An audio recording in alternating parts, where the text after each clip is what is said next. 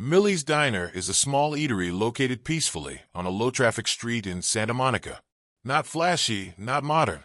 The shop has a classic style with worn-out wooden tables and chairs and warm yellow lights. For Midge, a 30-year-old waitress with a warm smile and sharp intellect, Millie's is not only her workplace, but also her second home. During 5 years of working here, she is not only an employee, but also a part of the soul of the restaurant.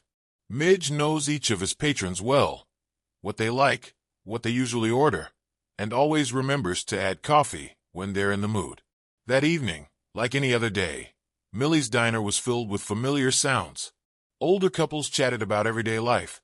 Groups of students sat together with piles of books, stirred cups of coffee while reviewing, and commentary from a basketball game on a small TV hanging above the bar echoed throughout the room. Midge moved quickly between the tables, while cleaning the plates and pouring more coffee for the guests. His hands were nimble, and his steps were as flexible as if he was familiar with every small corner of the shop. Despite being busy, she still kept a smile on her face, her mind thinking about closing time and the rare silence after a long day. The bell attached to the wooden door rang, signaling a new guest to enter. Midge raised his eyes, as if out of habit. She thought it might be another patron, but her gaze immediately stopped, and her heart seemed to stop beating for a moment. The man who walked in was none other than Lucas Statham, a popular action movie star whom she had only ever seen on screen. He was wearing a simple black hoodie and jeans, a hat that covered almost half of his face, and was clearly trying to keep his secrets. However, his presence still attracts all eyes in the restaurant. The atmosphere in Millie's Diner changes instantly. The guests began to whisper. Their eyes were eager, even surprised. Although no one dared to approach, they could not hide their curiosity and admiration. Midge, after a few seconds of surprise, quickly regained his composure. She took a deep breath, put on a familiar professional smile, and walked over to the table where Lucas had just sat down. In a gentle and friendly voice, she greeted, "Good evening, sir. What do you want to use tonight?" Lucas raised his head. The sharp gaze that was usually seen in action roles seemed to soften. He smiled and said simply, "A cup of black coffee, and if you have one, a slice of apple pie." Midge nodded, memorized the call, and then quickly went to prepare, trying to keep his heart rate calm in the presence of such a celebrity. In that moment, she realized that tonight would not be an ordinary evening at Millie's Diner. Midge quickly returns to the barista counter to prepare coffee and apple pie for Lucas. Her hand quickly poured hot coffee into the white porcelain cup, and her eyes couldn't help but glance at the special guest who was sitting in a quiet corner. Lucas looks relaxed, but Midge realizes he's trying to keep himself from standing out in the already small space of the restaurant. Curious eyes and whispers from other guests began to spread. The atmosphere in the restaurant suddenly became strange. Some patrons admired excitedly, whispering loudly and loudly about the famous action star. However, not all are excited.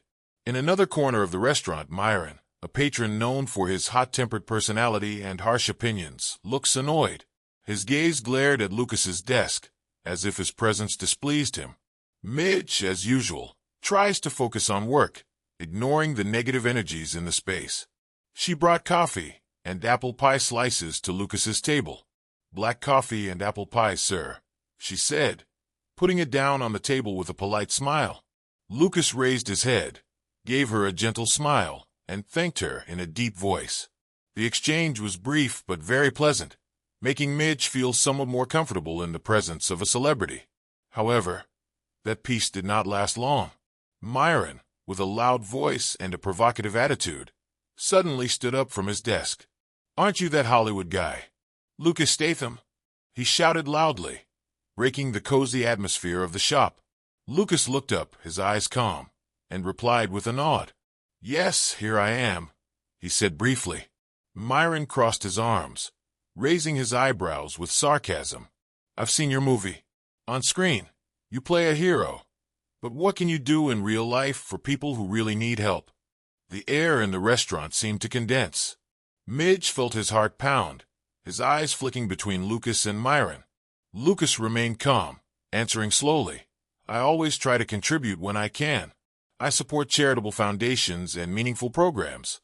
Myron smiled faintly, his voice full of sarcasm. Sounds like PR tricks to polish the name. Midge couldn't take it anymore. She stepped up, her voice full of determination. It's not fair to say that. Lucas Statham has done a lot for the community. He sponsors programs that support disadvantaged children and helps veterans. You can't judge a person just by what you see. The whole shop was silent. Myron looked at Midge with an annoyed look, but she didn't back down. Actions always speak louder than words. Midge continued. It's easy to criticize when you're sitting in one place, but he's really making a difference. Myron hurriedly returned to his desk, but Midge knew his words had left an impression on everyone's hearts. However, she also realized that she had crossed the line, especially with her boss, who had just stepped out from behind the kitchen counter. His face was clearly dissatisfied, signaling that things would not end easily. The owner of the shop, Mr. Whitman, approached with a serious expression. He motioned for Midge to come closer. Her heart suddenly beat fast. She had a hunch that something bad was coming. When there were only a few steps left between them, Mr. Whitman said in a low but clear voice, "Midge, what are you thinking? You must not argue with customers, especially with familiar people like Myron." Midge tried to calmly reply, "Sir, I don't argue. I'm just defending someone who doesn't deserve to be treated like that." Mr. Whitman shook his head, his voice colder. "This is a business, not a place for debate. Myron and other patrons are the ones who keep the bar running. I can't afford to lose them." Midge's eyes darkened when he heard that. "Are you saying that it's wrong to protect a customer from untruthful words?" She looked at Mr. Whitman firmly, hoping that he would understand what she meant. But he just sighed and made an irreversible decision. "I'm sorry, Midge, but she didn't fit in here anymore. You're fired." Those words were like a strong blow to Midge. She stood stunned, not believing what she had just heard. She worked at Millie's Diner for 5 years, dedicating herself wholeheartedly, treating it as her second family. Yet just because she was protecting a client, she was fired. "Are you firing me because I stood up for my kindness?" she asked, her voice trembling. "It's not personal," Mr. Whitman said, avoiding her gaze. "I'll give you a few days to arrange to leave." Feeling as if everything was collapsing around him, Midge left the restaurant with heavy footsteps. That night, she sat on the old sofa in her little apartment, staring at the last paycheck Mr. Whitman had given her. Millie's Diner used to be a place where she felt she belonged, where she found joy in her work. Now, it's all just a memory. The next day, when Midge returned to the restaurant to finish leaving, she suddenly noticed a black SUV parked right in front of the door. Her heart skipped a beat when she saw Lucas Statham sitting inside. He walked out, his expression calm but a little serious, and said, "Midge, we need to talk." Midge felt confused and worried. "Why are you here?" she asked, her voice full of vigilance. Lucas smiled softly, but his eyes were full of sincerity. "I heard about what happened after I left. I can't stand by and watch you lose your job just to protect me." Lucas's words left Midge wondering how to feel. Mr. Whitman, who was watching from a distance, clearly felt embarrassed when faced with a famous star like Lucas. He walked up to him, his voice deep but resolute. "You fired her just because she did the right thing. That's not okay at all." Whitman tried to explain, but Lucas only added, "Kindness and kindness are just as important as keeping guests. That's the real value." After a moment of silence, Lucas turned to Midge and said, "I'm looking for people like you who have the courage and dare to stand up for what's right. I want you to work for me." Midge was surprised. "Work for you? Why me?" Lucas took out a business card and handed it to her. "I have a charity fund for disadvantaged youth. I needed someone who could connect with people, manage support programs, and inspire. I think you are the right person." Midge held the business card, staring intently at the words printed on it. Her heart was filled with mixed emotions. In just one moment, everything seemed to change. From a person who has just lost her job, she has the opportunity to start a meaningful new chapter in her life. Midge started her new job at the Statham Foundation with a mix of excitement and anxiety. The organization's office is located in a modern building in the middle of the city, with open spaces and walls decorated with images of the projects the foundation has supported. She quickly realized that it was unlike any other working environment before. A team of passionate staff, each with their own story and a common mission to help the community. The early days of work were a big challenge for Midge. She had to get acquainted with a series of new tasks, from coordinating child support programs to organizing fundraising events. However, encouragement from Lucas and colleagues helped her quickly catch up. Lucas, in particular, is not only a founder of the foundation, but he is deeply involved in every aspect of the projects. One day, as they visit a youth community center in a disadvantaged area together, Lucas suddenly pulls Midge aside. He smiled and said, "Midge, I want you to know one thing. That day, I didn't go to Millie's Diner just for coffee. I'm looking into this area to see if I should invest in support, and your courage helped me decide." Midge was surprised, but also proud. "I mean, will the fund help the whole region?" Lucas nodded. "That's right. Sometimes the best investments don't lie in big corporations, but in the people themselves, people like her. I want to make sure that this place has an opportunity to grow." After a few weeks on the job, Midge began to realize that Lucas was more than just a popular star. He was genuinely interested in making a difference in other people's lives. The fund's projects go beyond providing money, but also create long-term opportunities to build a sustainable future. Midge feels that she has found a place to belong, where she can really do something meaningful. One day, Lucas invites Midge to an important meeting about plans to transform Millie's Diner into a community center. Midge couldn't hide his emotion when he shared, "I bought Millie's Diner.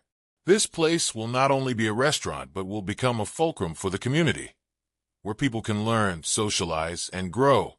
Midge couldn't believe his ears. From a man who lost his job at the old restaurant, she now sees it revived in a more meaningful way. More specifically, Lucas also confirmed that he would rehire the restaurant's former employees, giving them the opportunity to start over. In the days that followed, Midge immersed herself in work, helping to organize activities for the new community center. Not only the restaurant's old customers, but also people like Myron, who had been in trouble with Lucas, have also come back with a different attitude. Myron came to apologize to Midge. "I was wrong about you, and also about Lucas. Thank you for standing up for kindness." Midge smiled in response. "Everyone deserves a chance to change, Myron. I just do what I think is right." The first successes from the community project made Midge feel more clearly the value of standing up for the right. She knows that, sometimes, a small action can make a bigger difference than expected. One sunny afternoon, Midge was working at the Statham Foundation office when he received a call from a strange phone number. On the other end of the line was a deep baritone voice, calling himself Marcus, who had important information regarding Lucas Statham and the fund's operations. "I need to see you, Midge," Marcus said. "There's something you need to know about Lucas and his charity.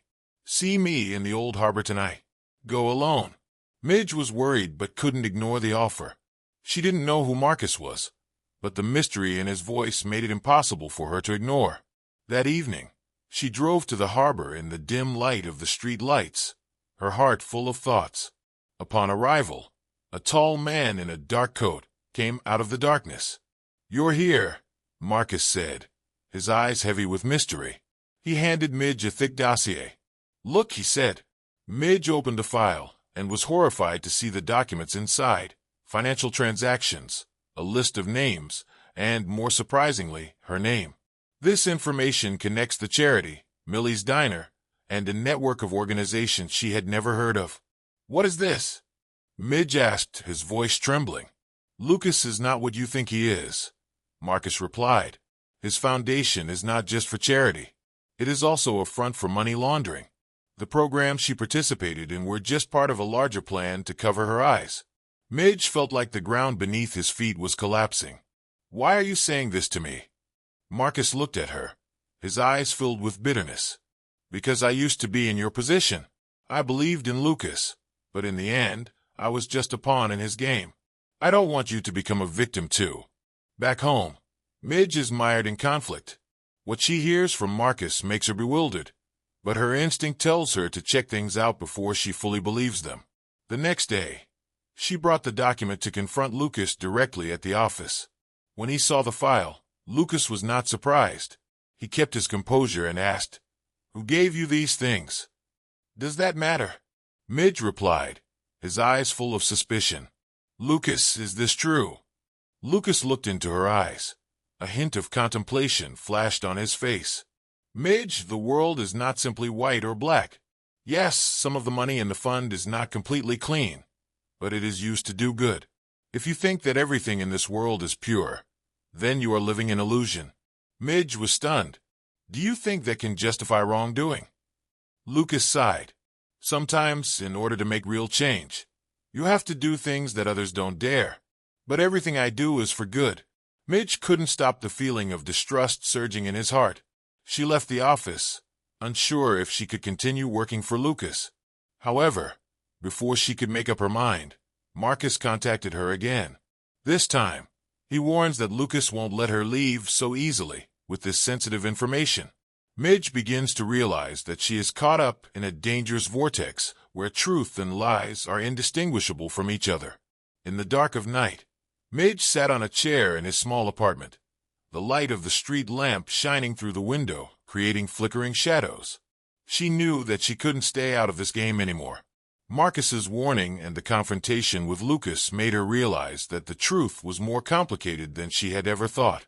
Suddenly, the doorbell rang, pulling her out of her thoughts.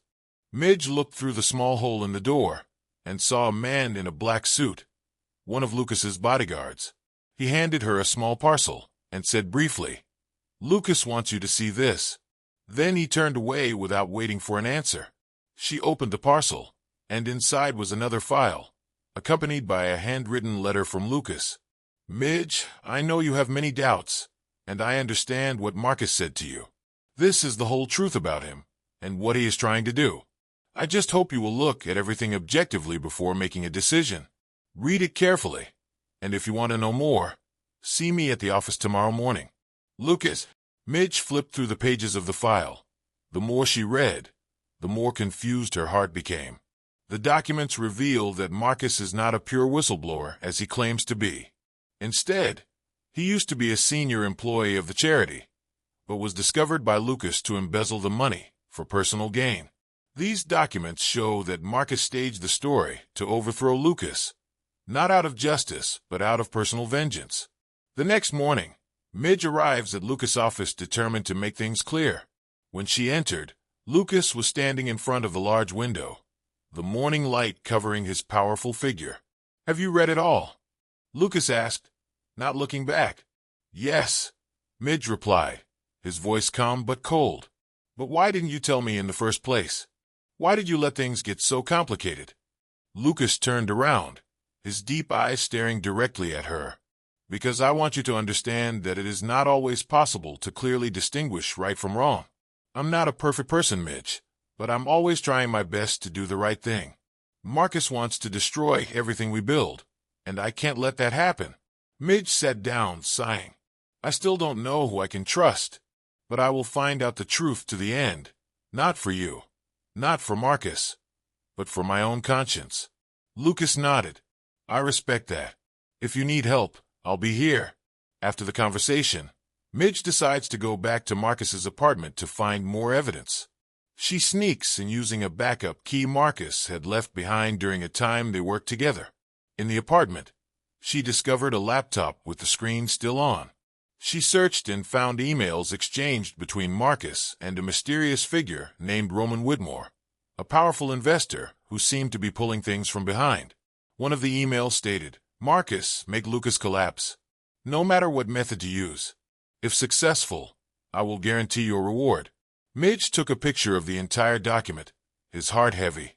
She realizes that this fight is not only between Lucas and Marcus, but between justice and those who are willing to do anything to achieve their goals. Now, Midge doesn't just stand between two men with separate stories. She had entered a war against a larger force, and she knew that her choices would change everything. Midge knew that he couldn't face Roman Whitmore alone. The documents from Marcus's apartment not only shed light on the intricate plot, but also showed the danger she could face. She returned to Lucas' office, taking photos of her emails and important documents. Lucas was waiting for her, standing at the desk, his eyes solemn but steadfast. "What have you found?" he asked, not surprised to see her return. Midge puts the phone on the table, opening the folder containing the evidence. Roman Whitmore. Marcus worked for him. This is the one who really wants to overthrow you, Lucas. Not because Marcus hates you, but because he wants to destroy everything you've built. Lucas frowned and glanced at the images on the screen. Whitmore. He sighed, his voice deep. I should have known he wasn't going to stop. He tried to force me into a dirty deal years ago. When I refused, he declared war. Midge crossed her arms, her voice serious. So what do we do next? Not only is he ruining your career, but he's also using Marcus and innocent people like me as pawns on his chessboard. Lucas was silent for a moment. Then his eyes flashed with determination. We will not let him continue. I have a few connections in the legal force. We need to prove that Whitmore is behind it all, and that will take time. Time is not something we have a lot, Midge reminded. Whitmore won't be left alone if he knows we're investigating him. Lucas nodded, agreeing. We have to be quick, but we also have to be careful. They decided to convene a secret meeting at a secure location, inviting some of Lucas's trusted allies from government agencies and nonprofits. Midge feels like he's stepping into a completely different world, where powerful but silent humans work to defend justice. At the meeting, Midge presented everything she found, from documents in Marcus' home to emails revealing Whitmore's conspiracy.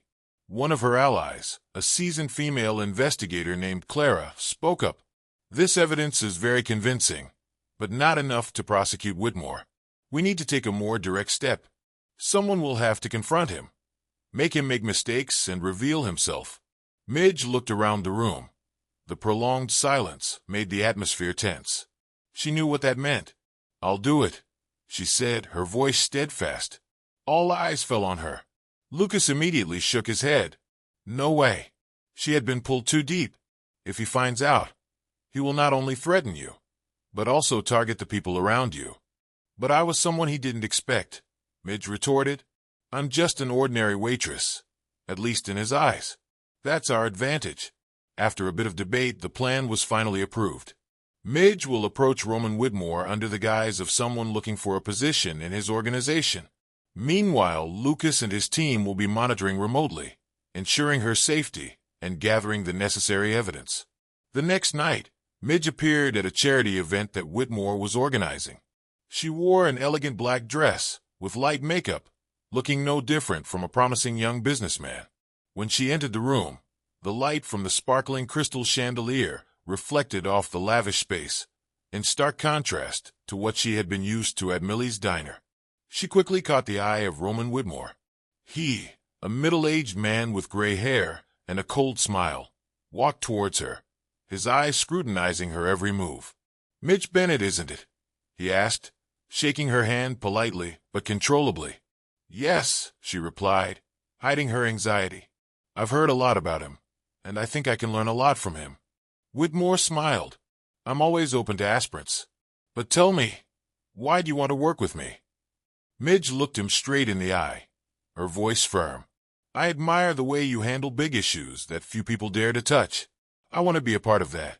Whitmore laughed, but his eyes were still sharp. You're interesting, Miss Bennett. We'll talk more about this. Midge knew she had successfully entered the game, but deep down, she understood that this was only the beginning of the decisive battle.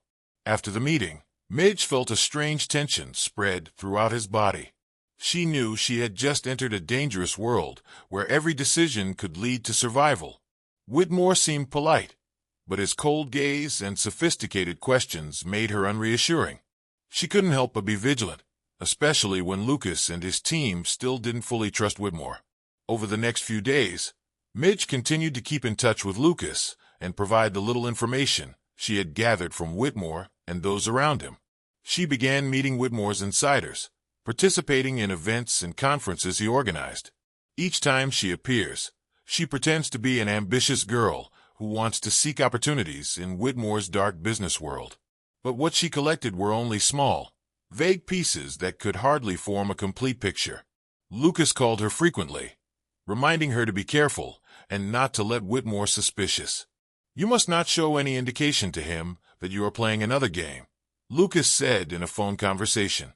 We need time to get things sorted out, and you're the key to revealing Whitmore. Despite feeling insecure, Midge continued with his work. She had been an ordinary woman, never thought she would be involved in a criminal conspiracy and have to pretend to be in a world full of intrigue like this. But now, she was no longer that woman. Midge realized that she needed to be stronger than ever to protect herself and the people she loved. One evening, while she was attending a Whitmore's party, a special event for partners and important guests, she suddenly received an emergency call from Lucas. His voice on the phone was urgent, full of worry. Midge, you need to leave there immediately. Something is wrong. We've uncovered an important clue, and Whitmore may be spying on you. Midge looked around the party, where guests were chatting, drinking, and laughing and talking. She felt like a predator being watched, and the atmosphere became so stifling that she couldn't breathe. I'll go right now, she replied, trying to stay calm. She turned back towards the door, but didn't forget to sneak around again. Things weren't as they seemed, and she knew that this time, Whitmore had begun to doubt her. When Midge exits the event, she quickly moves to a safe place to meet Lucas and his team again. Whitmore certainly wouldn't let her go once he found out she was cheating on him. And Midge also understood that, only by confronting Whitmore once more, could she completely solve the conspiracy he was harboring. As soon as Midge meets Lucas again, they begin to discuss their next move. They can't keep playing cat and mouse with Whitmore forever because the longer it lasts, the more risk there is for both of them. Midge knew that there was only one way to bring Whitmore to light and end this war, to prove that he was behind all the dark plots. We must have an irrefutable proof, Lucas said, looking at the document Midge had brought with him. A powerful piece of evidence to not only bring him down, but also to erase all the crimes that Whitmore has committed. Midge nodded. She knew she would face a lot of danger on this journey, but if she didn't act now, there would be no more chance. We need to find out his weaknesses, she said, and I'll be the one to reach out. This time, it's not just a confrontation between Midge and Whitmore. She knew that if she didn't succeed, she wouldn't be able to come back. Midge and Lucas continue to work together to gather authentic evidence, facing tough challenges in their journey to break Whitmore's conspiracy. Every time Midge attends events or meets people close to Whitmore, she feels stressed because she doesn't know where she's being watched from. However, she persevered, trying to maintain her cover and approach important information cautiously. One day, while Midge was infiltrating an important meeting with Whitmore, she suddenly discovered a document that was related to Whitmore's shady past dealings. However, before she can copy or send the information to Lucas, an unexpected event occurs. She was discovered. Whitmore's security guards quickly surrounded her. You can't hide anymore, said one of the men in black, his voice menacing. In this dire situation, Midge feels that survival is slowly slipping away. However, at the right moment, Lucas suddenly appeared, leading his group of guards. He had a backup plan, and that helped save Midge's life. Let her go, Lucas said, his eyes cold and unflinching. You will regret it if you continue to confront me. Whitmore's security team stopped, feeling the power in Lucas' words. But Whitmore, who had always believed that he could manipulate any situation, sat calmly, showing no signs of fear. Lucas Statham, I knew from the beginning that you weren't an easy one to succumb. Whitmore laughed coldly. But you will never win this war. However, Lucas was not convinced by Whitmore's words. He continued to approach, pulling out a USB full of financial evidence, illegal transactions, and testimonies from victims. This is the evidence they have gathered over the years, enough to prove that Whitmore is the real mastermind of the evil plots. This is your end, Lucas said, handing the USB to Whitmore. We've got everything it takes to expose him. At this point, the security guards around Whitmore realized that they could no longer stand on his side. Eventually, Whitmore is arrested on the spot, and Midge and Lucas see justice being served. After Whitmore's imprisonment, an official press conference was held, where Lucas and Midge stood in front of the press to announce the debunking of the entire plot by Whitmore and his accomplices. Midge's story becomes an example of courage and perseverance in fighting for justice, while Lucas continues to set an example of doing the right thing in all circumstances. Although the incident is over, Midge understands that her journey has only just begun. Not only did she find a new job at Lucas Charity, but she also discovered a whole new world where she could truly make a difference. She felt she had a new purpose in life, and once again, she believed in her ability to change the world with small but meaningful deeds. Her story has inspired many people, and finally, Midge also realized that, sometimes, brave decisions can not only change one's own life, but also have a far-reaching impact on the entire community. After the troubles with Whitmore are resolved, Midge's life gradually returns to peace. She officially joined Lucas Charitable Foundation and became an important part of his team.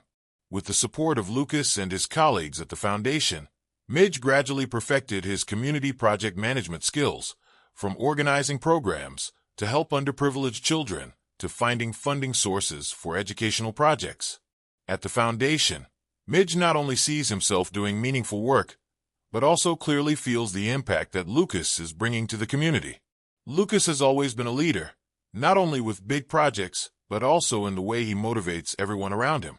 He continues to use his fame to raise funds for those in need, but the important thing is that he does it all for real values, not for fame or personal gain.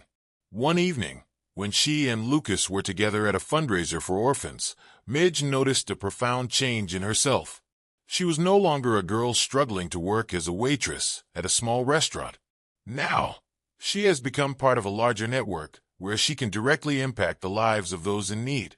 Her sense of purpose in life has helped her overcome past difficulties and find faith in the future.